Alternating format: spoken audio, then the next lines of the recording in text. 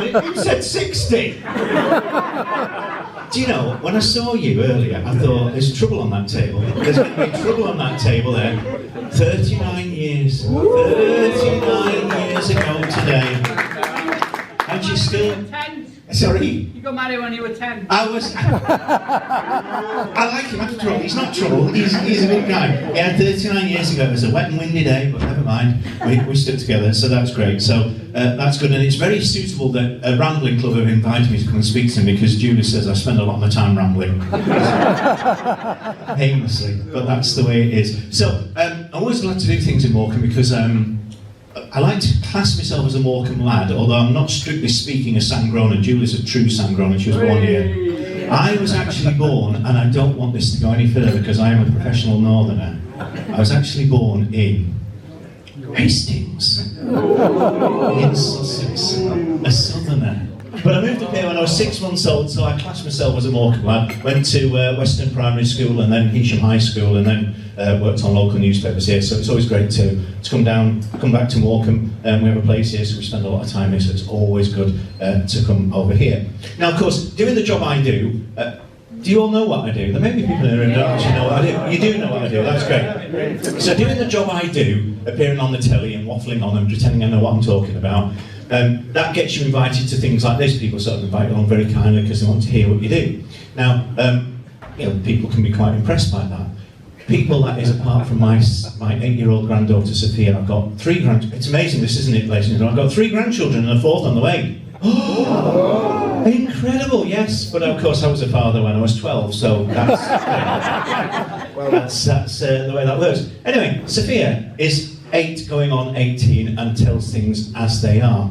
So one day she came up to me and she said, Grandad, I know 4 famous people. And I said, that's amazing, Sophia. Who's that? And she said, Rosa Parks. And I thought, Rosa Parks? How could she possibly know Rosa Parks? So I said, well, who was Rosa Parks? Well, you tell me. She said, well, she was this lady, and she was a black lady, and she was on a bus, and then a white man got on and made her get off, and it wasn't fair. I thought, she's got the idea. She knows all about the civil rights movement. Amazing what they teach in schools these days. That's incredible. So that's one. Who's the second one? Martin Luther King. I thought, well, fair enough. She obviously knows who Martin Luther King is. Who are the others? God and Jesus. I said, oh, right, okay. Slightly crestfallen face. What about me? She says, oh, Grandad, you're not famous, you're just on the telly. So she keeps me grounded. No, she definitely does, because one day I've been out, and this job I do, it's just weird. I'll talk to you a bit more about the weird things I do. But you get to do all sorts of strange things. And one morning, I've been out at 4 o'clock in the morning on a raid with, I think it was Greater Manchester Police, and they were raiding homes of organised criminals, and we'd gone along to film all this going on. So that was a flying episode. You weren't in at the time. We kicked your door in, but you weren't there. So I got back. It was 4 o'clock in the morning. We'd done this. I got back in time to do the school run. Amazing multitasking. You've got to admit that. So I go in. I'm saying to my daughter, "Oh yeah, I was out early this morning. We were filming. Blah blah blah blah blah." And old Buggerlug's ears are going, "What's that, Grandad? What are we doing? What are we doing?" I said, "Oh, I was out with the police, Sophia, and they were arresting some bad men and locking them up." Oh, okay. So she clears off. Anyway, I'm sitting there. I've got my laptop out and just looking at some of the footage from the morning's activities. And I was suddenly aware of this presence over my shoulder, and she's looking at the footage, and it's what we call in the business the prime shot. It's the one where the man comes out in handcuffs and he's loaded into a police van. What's that, Grandad? I said, oh, that's one of those bad men I was telling you about, being locked up and taken off in the police van. So she says to me, Grandad, if you were being arrested by the police and you were in handcuffs and being put into a police van, would you want somebody videoing it? And I went, no, I suppose not. Then why did you do it to him? And suddenly I thought, 30-odd years of my profession and the whole ethics of it had just gone down the tube because of an 8-year-old. So she does keep me on my toes. But it is a great job that I do. What I really enjoy about my job is that every day is entirely different. And I always say to people, it's more like being paid to do a hobby, because you get to meet incredible people, you get to go to incredible places, you do all sorts of things you couldn't imagine doing, and you're getting paid for it at the same time. So it is absolutely wonderful.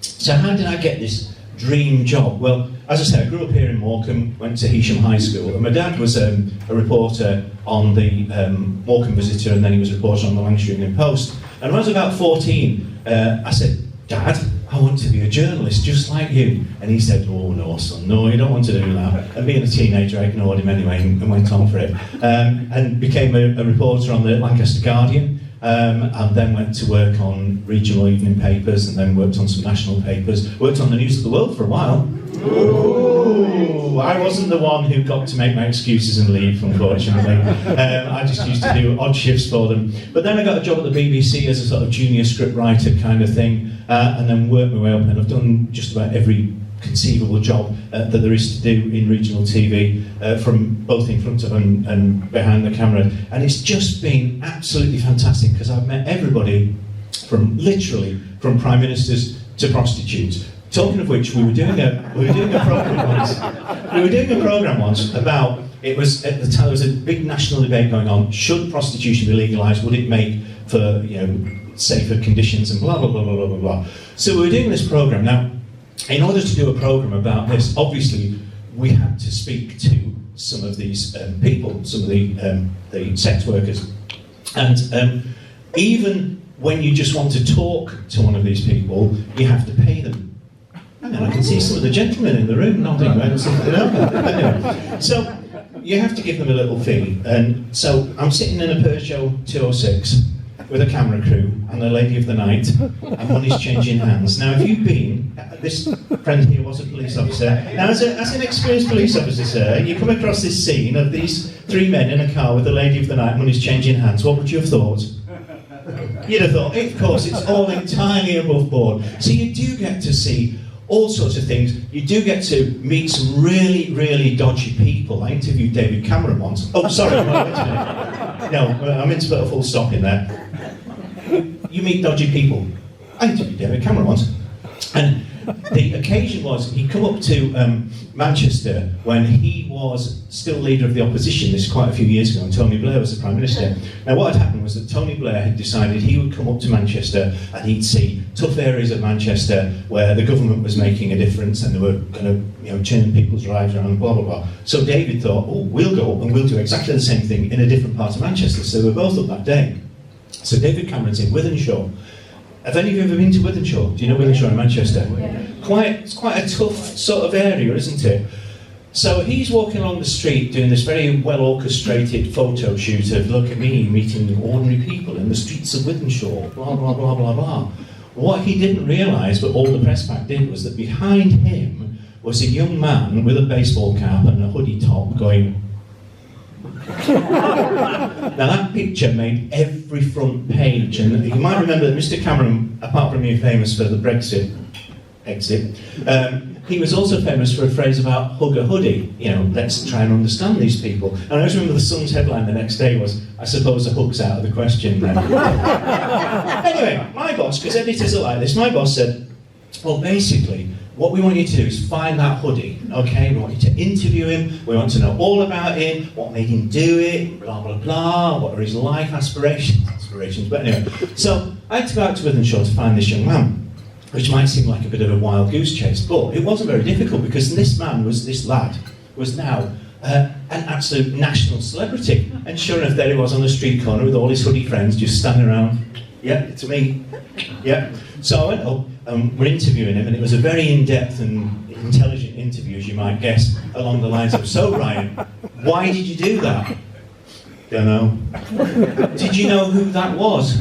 No, didn't know. Ryan, in 5 years from now, what will you be doing? Probably be dead. Oh, right, okay. Fine, so having got the fantastic interview in the camp, I then said to Cameron, well, what we'll do is we'll withdraw and we'll go across the road and we'll get a wide shot of him and his mates looking menacing on a street corner. So we do that. And this is a job where you never know what's going to happen next, because as we withdrew, we got set up for the shot. Suddenly, all these young lads who were standing with him have all got their hands down their tracky pants, and suddenly, en masse, whipped out their choppers. These enormous meat cleavers. Now, I can see there's a few gentlemen going, oh. It shows the intelligence of these guys. So they're all dancing about with their meat cleavers, and I'm thinking, what are we going to do now? Didn't have to think for long, because then at that very moment, there's the sound of coming along, and round the corner comes a little old lady, and she's pulling one of those shopping trolley things. I thought, oh gosh, how is this going to play out now? You've got all these youths waving machetes, being menacing, and this little old lady. What we're going to do, we're going to have to save her. Didn't need to bother. She stops. She looks at these lads, and she says, you should all be ashamed of yourselves. Ryan, I know your mother, and I'm going to tell her what you've been up to. And you lot, do you know what you're doing? You're making a right pantomime of yourselves here. So what did these menacing lads in the hoodie tops do? Shove back in their pants, and that was that. And that's what I really like about this job, because you just don't know what you're going to do, where you're going to go, and who you're going to meet. You get to, obviously, sometimes do amazingly historic things. When Pope John Paul II died, the editor decided that, there's a big Catholic community in the Northwest, so we want to reflect this, go to Rome and do a piece, and we want you to follow a couple of pilgrims from the Northwest as they pay their respects to the late Pope, get them all the atmosphere in Rome and blah, blah, blah, blah, blah. Now, when a BBC journalist is going to go abroad on a big trip, how many people do you think go with him or her? A lot. A lot, hundreds, yeah, because you read the Daily Mail, don't you? Right, it's me. The research as well is, here's a ticket for EasyJet. Sorry, it wasn't EasyJet, it was the other one. Ryanair. Here's your Ryanair ticket, go to the airport, Liverpool John Lennon, 6 o'clock in the morning, find some pilgrims. Well, I'm going down the check-in desk for the Rome flight at Liverpool John Lennon Airport at 6 in the morning. Are you a pilgrim? Are you a pilgrim? Are you a pilgrim? And I finally find two ladies, Margaret and Anne. Margaret's this big, buxom Scouse lady, and Anne is this little, lovely Irish lady, and they're good friends. And for some unknown reason, they decided they would adopt this madman who's asking, are you a pilgrim at 6 o'clock in the morning, and allow me to travel with them, because they've made loads of sandwiches, so there was plenty to spare. So, we fly over to Rome, and we're partway there, and it being Ryanair, fella comes on their tongue, afraid we're not going to land at Ciampino Airport after all, ladies and gentlemen. We're going to drop you on the other side of Italy. I'm thinking, oh my gosh, the Pope's funeral's happening, they can't delay it just for me. So we land on the other side of Italy, and I am panicking now, thinking, what am I going to do? My editor's going to go mad. She's flown me all the way to Italy, great expense with Ryanair. I've done all this research, and now we're going to miss the funeral. Anne and Margaret, not at all perturbed by this, because they are traditional British travellers. They couldn't speak Italian between them, bless them. Not even a lower goodbye. However, they have discovered, as many British people have, that when you are abroad, if you speak loudly and slowly, people will understand wherever you are. And sure enough, they managed to find our way to a train station. They managed to book us some tickets on the cross-country train, which was fantastic. €11. If ever you're stuck in Italy, it's a beautiful train service. We got all the way to Rome just in the nick of time, and what an experience that was. 3 million people from around the world have all converged on this beautiful, amazing city for the Pope's funeral. So the atmosphere was incredible. I just was getting loads of shots, and Anne and Margaret were just knocked out by it all. I think this is beautiful. Where am I going to stay? Because part of the planning process was not to bother thinking about where was I going to stay. Anyway, I got chatting to some people, and they said, the English College is a good place. It's like a training centre for Roman Catholic priests. I'm sure they'd open the doors and help you. So I found this English college down this back street. Lovely, lovely, lovely old part of Rome. And they said, yes, it's fine, yes, come on in. And they gave me a room. Well, I say it was a room, it was more like a sort of cell, the priest. So it's just a wardrobe and a bed and a sink, and that's it. So I'm sitting in this room and I'm thinking, right, okay, now I've got all my footage. Now, because as well as filming myself, no, come on, show some sympathy. I have to do it all on my own. As well as filming myself, I have to edit myself. So don't you listen to the blinking Daily Mail next time. So I'm thinking, how am I going to do this? How am I going to do this? So I'm sitting in this room, and the way I record the commentary is I have a camera with a microphone, a bit like this, and record the commentary. However, it's a big vaulted ceiling, a really echoey room, and when I start speaking, it sounds like a train announcement. And so, pilgrim came from all over the world. I thought, oh no, I need something dead. Then it hit me, the wardrobe. The wardrobe didn't hit me. I thought, the wardrobe. So I got in the wardrobe, I got all the clothes out of my suitcase, I've got them all over my head, I've got the camera with the microphone on between my legs, and I'm bent over like this in the wardrobe, talking to myself. And the maid walks in. Well, I don't know what they do in that English college, but she wasn't at all perturbed, just, buongiorno, really good toy now, sir. Anyway, we got the piece on the air in the end. Another fantastic trip that I got to do was the very last flight of Concorde. Were any of you ever lucky enough to fly on Concorde? Oh, amazing experience. My boss rings me up on a Thursday. She says, next Tuesday, what are you doing? Because the very last flight of Concorde's coming into Manchester and you can be on it.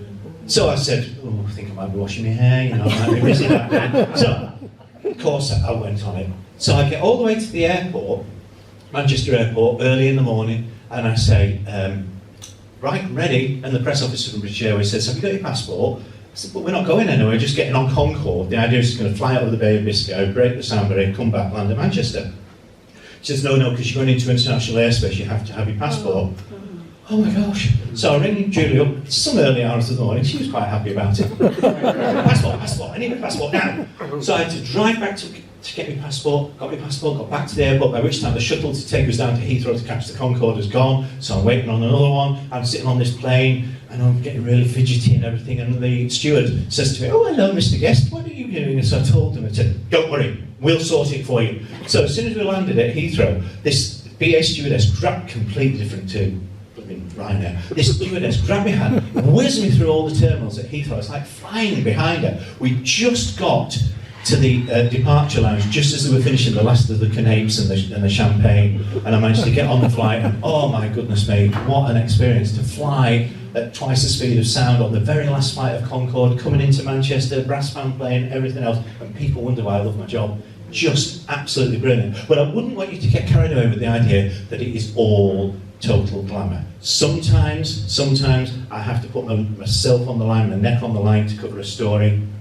For instance, once I was doing a report outside a house in Blackpool. It was in a street, some story or other. It was a live report, and I came under attack, live on air, under attack from a hail of cheese butties. I'm doing this piece, and whatever it was, and I've got my thing, and I just happened to lean forward and said, and the police are saying the number to call is blah, blah, blah, and I was aware of something just skimming the back of my jacket. I thought, what the dickens was that? So I look round, there's this little oik in his front room, and he's been watching the telly, eating his cheese butties, and he's gone, oh, man on telly, oh, man in street, telly, street, launches his cheese butties at me. Well, I can take a joke, and I did laugh heartily because his brother was beating him senseless for showing up the family, so that was all right. So sometimes, you do have to, you get these things happening. Once I was standing, being assaulted with cocktail sausages while people looked on, and that was interesting. We'd done this story, it was a court story, and it was one of these world's gone mad type stories. A boy had been taken to court because he'd thrown a cocktail sausage at a man in the street. Okay, so a guy's walking across the street, and this kid had chucked a little cocktail sausage at him, and it hit him on the shoulder, and he was done for actual bodily harm. So taken to court, blah blah blah. So because we're not allowed to have cameras in courts, we have to do little reconstructions. So I said, right, well, what we'll do is we'll do a reconstruction of the sausage incident. So we went out to work. It was funny, it was Wishanshaw again. It was outside the Forum Centre there. And we had a work experience girl with us. I said, right, okay, now what I want you to do, because you always want what to do with work experience people, I said, go and find me some cocktail sausages, there's some shops over there, and we'll film this reconstruction. Now I'd assumed she'd come back with a little packet, half a dozen or whatever. She comes with a party bucket of 200 cocktail sausages. Right, okay, thanks very much. So, we're standing there, so the camera's set up, and the idea was, camera's close up on my shoulder, you'd see a cocktail sausage go boing, and then the camera would zoom out, and I'd go, it was a sausage just like this that caused all the problem. Blah, blah, blah. Seems simple, doesn't it? So we said to the work experience girl, so what I want you to do is throw the cocktail sausage, and it zooms out. Oh, she was the world's. She needed the 200 flipping cocktail sausage. She could not hit my shoulder. They were hitting me in the head. No, there's a bloke in a suit with a young girl throwing cocktail sausages at him while somebody else films it. The people of Wythenshawe didn't bat an eyelid. Now, I could have understood it in Liverpool, down on the Albert Dockets, and Tate Modern, it's obviously an installation that they're trying to promote, but in Wythenshawe, it was just everyday life that's what happened. So these things go on, but sometimes you genuinely do get into quite hairy situations. And Julie's just become used to me coming home and saying, oh, I've done this and I've done that. Somebody was talking about the dam in Whaley Bridge. I don't know if you know, a few weeks ago, the dam in Whaley Bridge. So I was there at all hours of the day doing stuff for breakfast and stuff for North West Tonight, in the middle of what was essentially like a Hollywood film, basically, because you didn't know whether this blinking dam was going to go. But I hasten to add, at all times, I was entirely safe because I was above the water level, so you would have observed that. I'm not that you're all glad about that. But sometimes you are put into slightly odd situations. I was doing a thing with the police once, again it was Greater Manchester. Go and spend a night, a Saturday night, with Greater Manchester Police and see what it's like on the front line. Okay, so I've got my camera, I'm in the back of this police van, and these two cops are in the front, and they're going, yeah, nothing much happening tonight. Should have been here, they always say this, you should have been here last week, it was all kicking off then. And I went, oh yeah, okay, fine. Suddenly, this message comes on over the radio. Man with machete running amok on bus near Arndale Centre. Well, they didn't need more than that. Straight on with the blues and twos. Meemaw. I've completely forgotten about me in the back with the camera. I've been thrown around, everything's going on. Anyway, we get to the Arndale Centre, I can see the bus, they screech to halt, they jump out of the van, I jump out of the van, I'm following with the camera, we go onto the bus, they get onto the bus, they get the guy down on the floor, the machete goes skittering across the floor, you're Nick, sonny, and I've got the big close-up shot. Oh, fantastic stuff. Brilliant. I get home, she says to me, I stay at the office, dear. I said, oh yeah, fantastic. We're on this thing, and we got on the bus, and they got in the bus, and they had him down on the floor, and the machine went across the floor, and then, oh, he's pinned on the floor, and he has his face down, and a big close-up, and you're nicked. She says, there's a man on a bus, in a confined space, with a machete, and you get on. Are you completely bonkers? Well, yes, I suppose you are sometimes, because that's the nature of the job that you do. When the Manchester bomb happened in 1996, the one at the Arndale Centre, we'd gone into town shopping with the girls, with our girls, and we popped into the BBC for something, luckily, just as the bomb went off in the town centre. So news comes into the newsroom, bomb's gone off in the town centre. Dave, oh thank God you're here, go now, just go to the town centre. What about the family? Oh, dump them in a taxi, get rid of them, but you go now because they're very careful, the BBC. So I fly into town to do this story, and it literally was just the most surreal effect. I always remember walking up Whitworth Street on that really bright, sunny day in 1996, sunny afternoon, blue sky, a tide of people walking this way. None of them saying anything, all in shop uniforms, chef's outfits, etc., shoppers and all that kind of stuff. They're all coming down here. I'm walking that way, and there's this plume of smoke over the Arndale Centre. And any sane person would say to themselves, everybody's walking away from this, why are you walking towards it? But again, that is the nature of the job that you do, and that's really kind of what drives us as journalists. You obviously do your best to keep safe. Nobody's going to put yourself in harm's way just for the sake of it, but you know, that is what we do.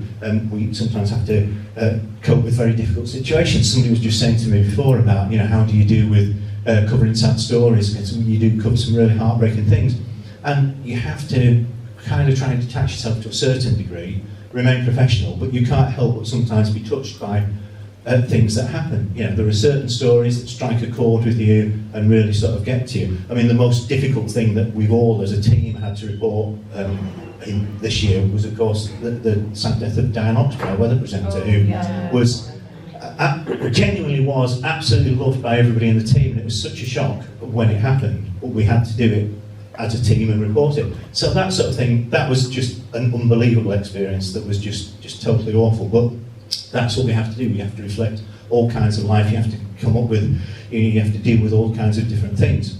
But there are also some rather bizarre things that happen sometimes. For instance, have any of you ever had the misfortune to have a television crew come to interview you about anything? No, never. The Sefton Road Ramblers Association have never ever been interviewed on television. We're going to have to change this, aren't we? We're going to have to change this. You did. Radio Lancashire. Down in Ribchester. In Ribchester, but that's radio. That's not got pictures with it. You had to sing. Yeah, they didn't come to ask you to sing, you thought you'd sing. Well, when the telly comes, sometimes it can be a bit disruptive, and sometimes unexpected things can happen. I remember we were filming once in the dentist's surgery. It was a really pokey little surgery, and he found a lady patient who was willing to be filmed while she was having her teeth attended to. So there's the cameraman, he squeezed in the door, literally with his camera like this, because he had to get far enough back, obviously, to get the shot of the lady in the chair. He's got this big light next to his head, sort of shining on the subject matter there. And he's filming away, and the dentist's doing all his thing. Yes, the clue's all 12, 14, whatever it is here. All of a sudden, the light, it was one of the old-fashioned lights before we have LED ones now, but this was one of the old-fashioned, really, really powerful ones. The bulb went, now when a bulb went in one of those lights you knew about, it didn't just go pop, it went bang! So he's there, filming away like this, and suddenly, bang! So the camera goes, oh! The dentist goes, ah! Jabs her in the tooth. She goes, oh! Kicks the tray of stuff.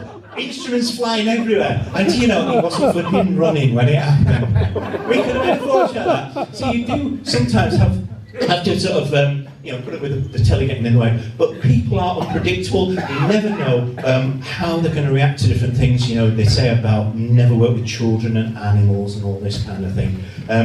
But one of the animals that I worked with once that I'll never forget was Paddy, the rescue dog. And Merseyside Fire and Rescue Service had decided in their infinite wisdom that they would train a dog to rescue people who fell into the River Mersey. Okay, fine.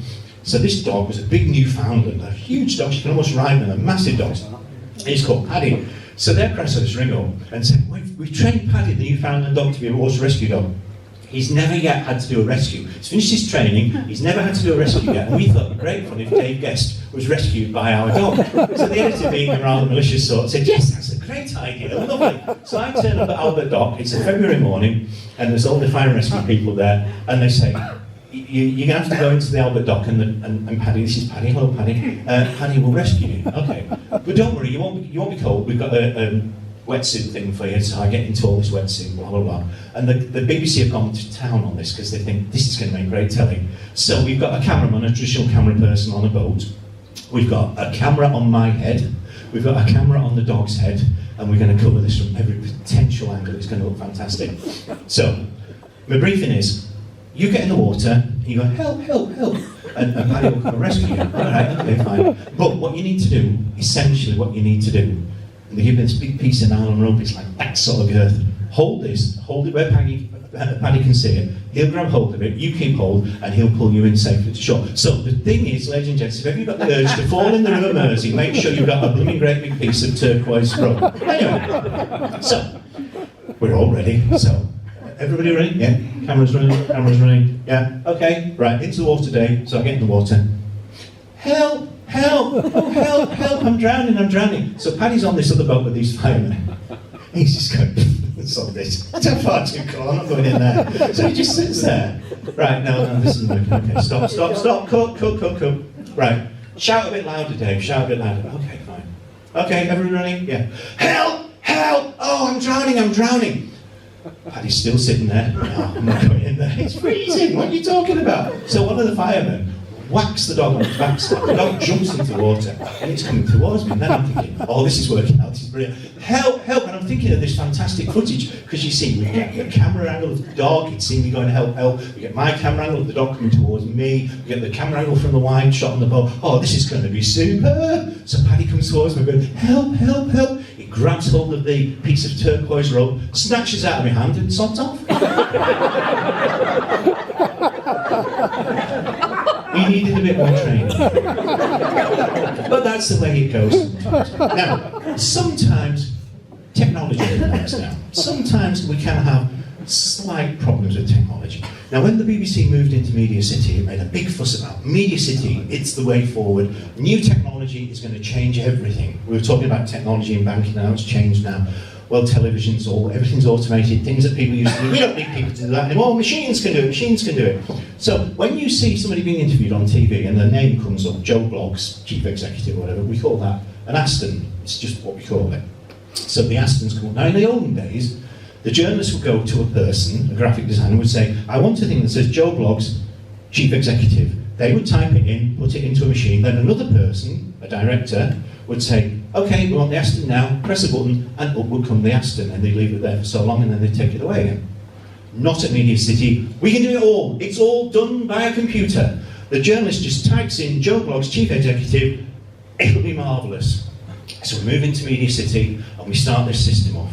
Now, the machinery, for some unknown reason, decided that it would take it into its head, that it would have the first line of every name, so it'd say Joe Bloggs, chief executive, And then the next person would come up, Harry Smith, business manager, or he'd say Harry Smith, chief executive. So he wouldn't change the designation, okay? So we've got a royal visit, and we got I think it was William Kate had come up they'd gone to, first of all they went to an alcohol rehabilitation centre in Manchester and saw people who were getting over drink problems, and then they went on to Alder Hey Children's Hospital to see children who were poorly. So this piece runs, and the first person interviewed, it comes up, it says, Francis, recovering alcoholic. Oh, right, okay. So the next person comes up, it's a 7-year-old child at Alder Hey Hospital, and it says, Jemima, recovering alcoholic. The next person who comes up is the chief executive of the hospital, Sir James Parkinson, QC, recovering alcoholic. And it just went on, and because they had no control over it, they couldn't do anything about it. The machine had decided, it's going to put it up at this time, it's going to take it out at that time. And there was nothing we could do, even though some of you, it probably looked like we're a bunch of imbeciles. Sometimes, however, we are a bunch of imbeciles. When your brain doesn't engage properly, because we are just ordinary people.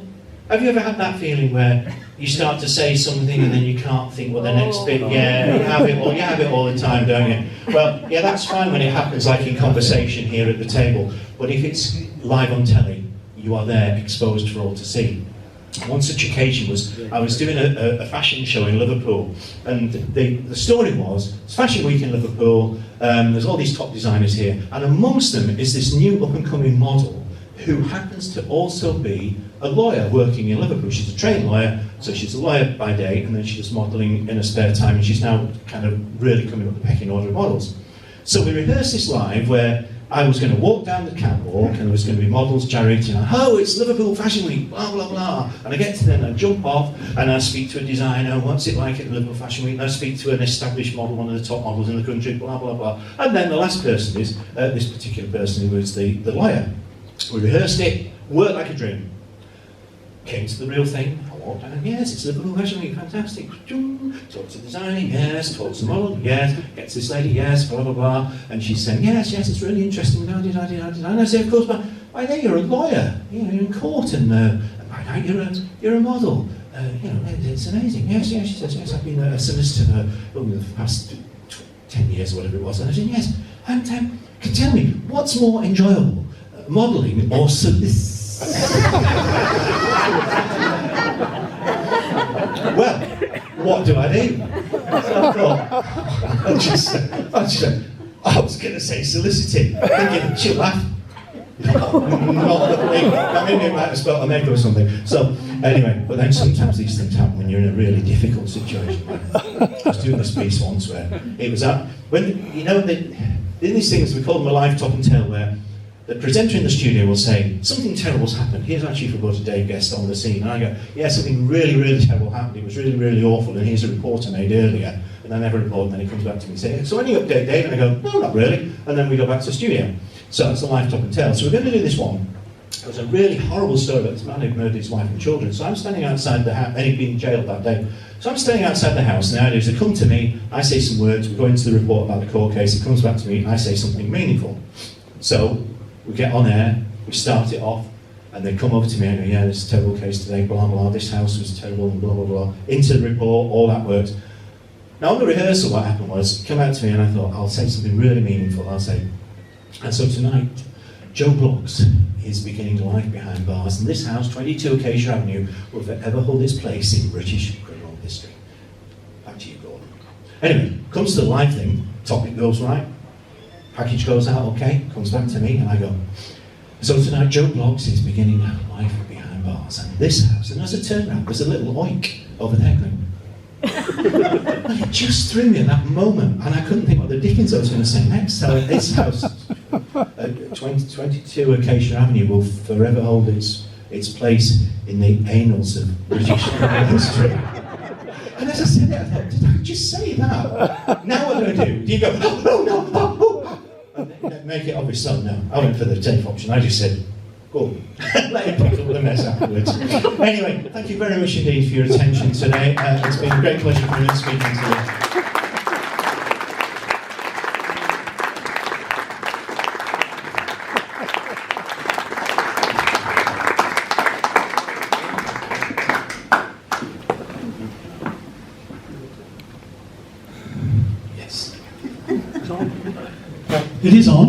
it is on. Ladies and gentlemen, what a fantastic string of adventures experienced by the chief reporter of Northwest Tonight. Or today.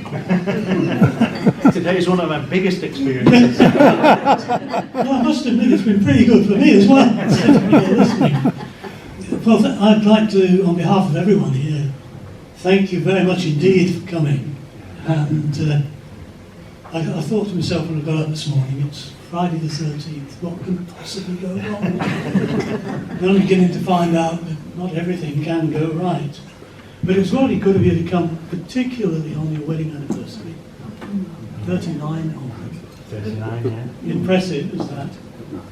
The other thing I'd like to say thank you for is the decision you made for donating the sum of £100 to St John's Hospice. I think that's a very well done.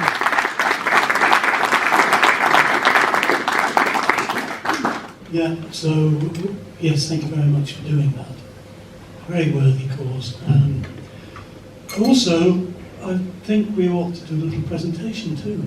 Just Oh, right. just Okay. Barbara would be very kind if Barbara would come forward now and present some flowers to Julie.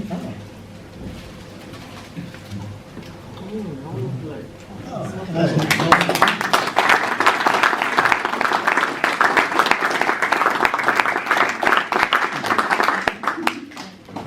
And so as you don't feel out of the day, particularly after that diatribe.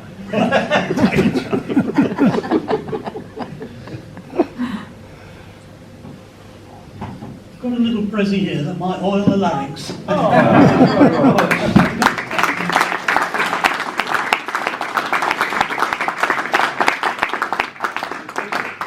Excellent. Cheers. You did your research. In my younger days, I was always very concerned that when you go into a chemist and you see a liquid in a blue bottle,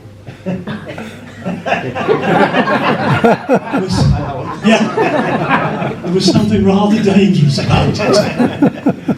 But I'm sure you'll manage. Yeah. There's one thing I'd like to say too that isn't really or wasn't what I was expecting to say, but nevertheless I will. Some of you will notice, or may not even have noticed, that Keith isn't here today, Keith Perry, our secretary. The reason for that is that he's recently been in hospital and is now at home recuperating. A particular thanks from me anyway, and the rest of the committee, is that the work that he has done in setting this up. And I think that was a very worthy exercise, ably contributed to by Bernard. It would have been difficult without him.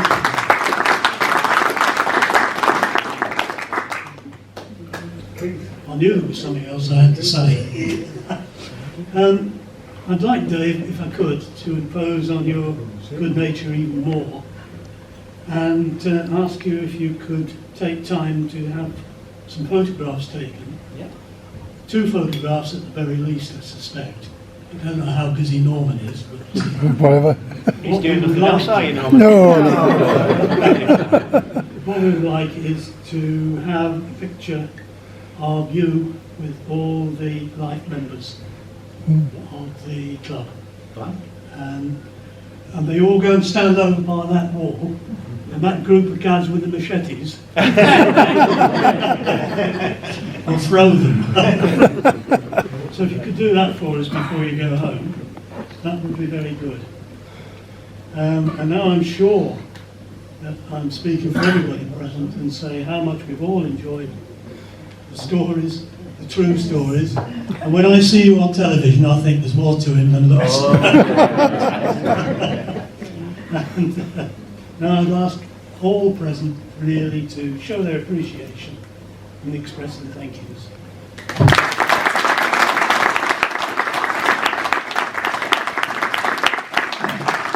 That's rather more than the 90 seconds I said I'd take when I was talking to you earlier. Back to more than 2 minutes. Yeah. Thank you very much, ladies and gentlemen.